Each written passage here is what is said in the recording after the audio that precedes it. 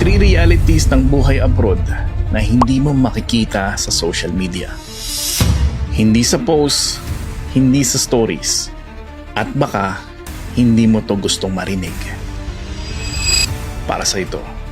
Number 1, hindi lahat ng OFW umaangat. Yung iba, surviving lang, gigising, magtatrabaho, magpapadala. Repeat. Walang ipon, walang pahinga. Just trying to get through another day. Reality number 2. Money doesn't fix everything. Yes, may dollar. May padala. Pero may mga bagay na hindi nito kayang bilhin.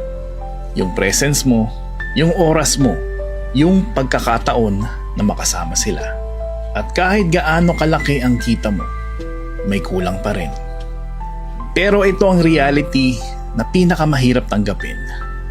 Number 3. Habang inaayos mo ang buhay nila, unti-unti, merong nawawala sa'yo. Miss birthdays, holidays, mga moments na hindi na pwedeng maulit. At bawat next time na sinasabi mo, dumadami ang pagkakataon na hindi na mababalik. Hanggang isang araw, mapapansin mo na lang, lumipas na pala ang panahon. Kasi ang buhay abroad, hindi lang tungkol sa opportunity. It's about trade-offs. You gain something, you also lose something.